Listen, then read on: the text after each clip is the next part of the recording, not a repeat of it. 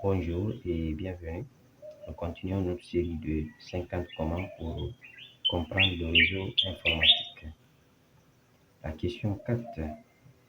Comment décrire les équipements de réseau informatique? La réponse, nous avons plusieurs équipements. D'abord, il y a ce qu'on appelle l'hôte ou l'ordinateur. Il permet le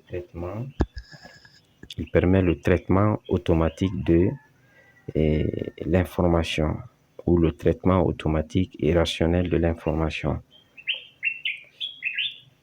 Le deuxième équipement, c'est ce qu'on appelle le switch en anglais, commutateur en français. C'est un équipement reliant plusieurs segments, c'est-à-dire les câbles ou les fils dans un réseau informatique et de télécommunication. Et c'est un équipement qui permet la création de ce qu'on appelle les circuits virtuels. Le hub en anglais ou concentrateur en français est un élément matériel qui permet la concentration du trafic réseau provenant de plusieurs hôtes. Son but principal, c'est de récupérer les données qui proviennent d'un port et de les diffuser sur tous les ports. Donc, il y a un port d'entrée à partir duquel les données entrent, et il y a plusieurs ports de sortie à partir desquels la donnée est propagée. Le routeur, c'est un équipement très réfléchi, et on le compare même à un ordinateur, qui permet de router ou de véhiculer les informations grâce à ce qu'on appelle la table de routage. Donc, il permet d'interconnecter deux réseaux fondamentalement différents. Le modem, pour modulateur-démodulateur, est un équipement qui permet de changer la fréquence et l'amplitude d'un signal. Et aussi, il convertit un signal analogique en signal numérique. La passerelle ou gateway en anglais est un dispositif possédant à la fois deux types d'adresses IP. L'adresse IP du premier réseau et l'adresse IP du second réseau. Il permet de relier deux types de réseaux différents. En effet, la notion de passerelle se retrouve avec l'équipement, c'est-à-dire le routeur. Exemple, on fait NBIC. Dans votre box pour la connexion, vous avez une passerelle.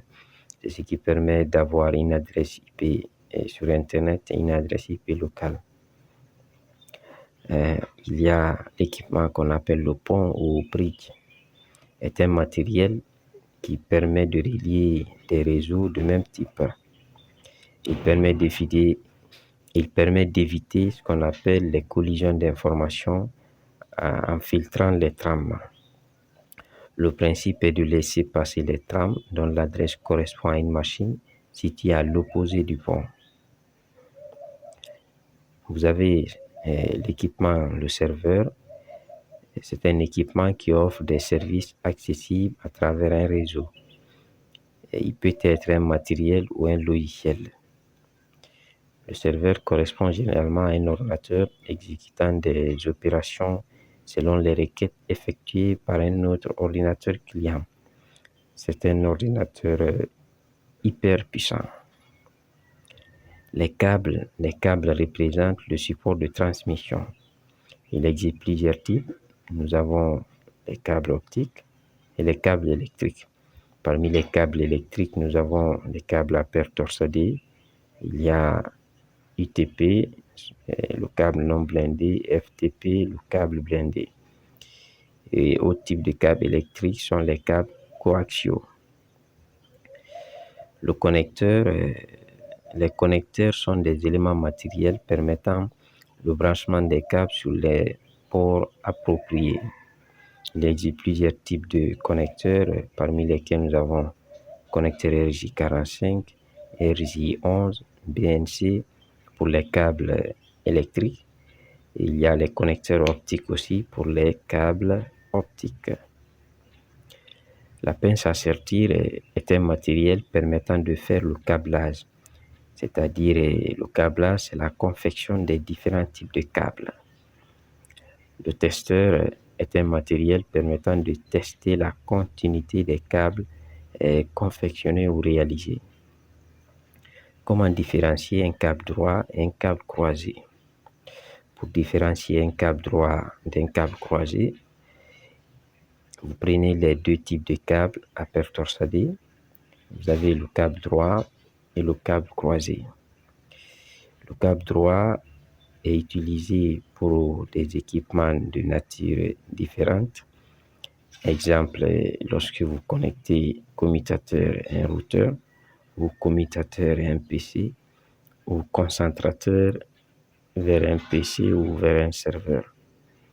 Le câble croisé est utilisé pour des équipements de nature identique, comme entre un commutateur et un commutateur, ou entre un concentrateur et un concentrateur, entre un commutateur et un concentrateur, et entre un concentrateur et un concentrateur, entre un PC et un PC, entre un routeur et un PC. En effet, le routeur est considéré comme une machine. Comment énumérer le code de couleur de la norme T568B? Alors, on a parlé de câblage. Pour faire le câblage, il y a des fils et les fils ont des couleurs. Il faut respecter les normes, donc les codes de couleur. Donc, pour cette norme T568B, le code de couleur est le suivant. Vous avez en 1 blanc-orange, 2 orange, 3 blanc-vert, 4 bleu, 5 blanc-bleu, 6 vert, 7 blanc-marron, 8 marron. Là, c'est un surplis. Lui, il ne doit pas exister. C'est tout pour cette vidéo. J'espère qu'elle vous sera utile. Si c'est le cas, n'oubliez pas de vous abonner à la chaîne et de partager la vidéo.